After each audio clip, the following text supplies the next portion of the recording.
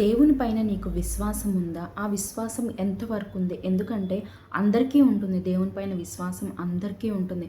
కానీ సిట్యుయేషన్స్ నీకు ఛాలెంజింగ్‌గా మారినప్పుడు, నీ లైఫే నీకు ఛాలెంజింగ్‌గా మారినప్పుడు, లేదా గడ్డు పరిస్థితులు ఉన్నప్పుడు, అన్నీ నీకు విరుద్ధంగా జరుగుతున్నప్పుడు కూడా దేవుని పైన నువ్వు విశ్వాసం ఉంచగలుగుతావా?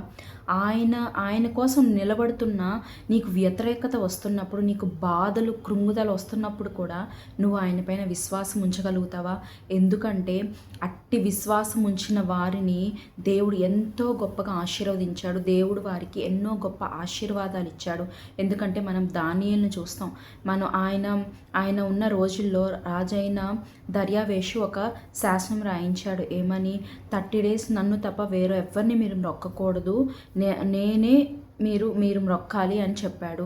మరి దానియేలు ఒక్కటే ఆలోచించుకున్నాడు, నా దేవుడైన యెహోవా పూజార్హుడు, ఆయన్ను తప్ప వేరొకరిని మనం సేవించకూడదు, మ్రొక్కకూడదు, ఆయనకు మనం నిత్యం పూజించాలి అన్న ఆలోచన అతనికి ఉంది కనుక, అట్టి వివేకం, అట్టి బుద్ధి, జ్ఞానం అట్టిది ఆయనకు ఉంది కనుక ఆయన ఏం చేశాడు?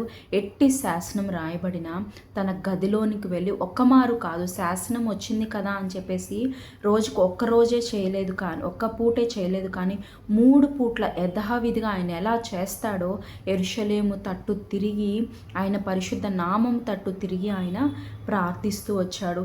మరి దానివల్ల ఆయన ఏమయ్యాడు? చిక్కుల్లో పడ్డాడు, ప్రాణం పోగొట్టుకోవాల్సిన పరిస్థితి. కానీ దానియేలు జంకాడా? వ్యతిరేకంగా మారాడా? మరి ఆ రాజైన దర్యావేషుకు కూడా దేవుని మీద విశ్వాసం ఉంది. కానీ ఆయన్ని ఇబ్బంది పెట్టేవారు ఉన్నారు కనుక చేసేదేమో లేక దానియేలును సింహపు గుహలో వేశారు. మరి ఇక్కడ మనం ఇద్దరు విశ్వాసం చూస్తున్నాం. ఒకటి దానియేలుది, రెండవది రాజైన దర్యావేషుది.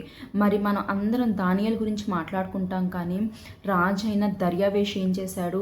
ఆయన దుఃఖముఖంతో ఉండి, ఉపవాసం ఉండి, రాత్రంతా నిద్రపోక ప్రార్థిస్తూ ఉన్నాడంట.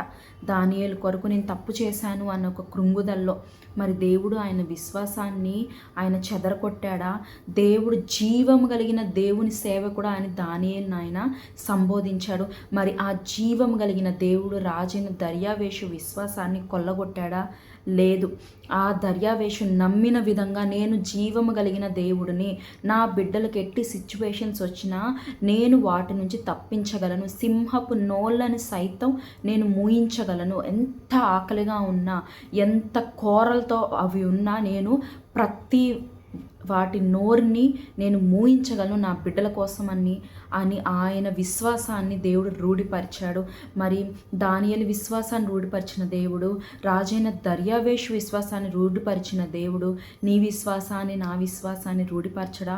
మరి నీకెన్ని గడ్డు సమస్యలు వస్తున్నా, నీకెంత అపనమ్మకం కలుగుతున్నా, నీకెన్ని ఛాలెంజింగ్ సిచ్యువేషన్స్ ఉన్నా, నువ్వు ఎంత కృంగుదల్లో ఉన్నా, ఒక్కటే గుర్తుపెట్టుకో, దేవుడు నీ కొరకున్నాడు. నీ కొరకు ఆయన ఉద్దేశించిన ఉద్దేశములు మేలుకరమైనవే కానీ నీకు హానికరం చేసేవి కావు. కనుక నీ సిచ్యువేషన్స్ ఎలా ఉన్నా నువ్వు ఒకటే, దేవుడు నాకు న్యాయం చేస్తాడు, దేవుడు నాకు మేలు చేస్తాడు, దేవుడు నాకు మంచి చేస్తాడు.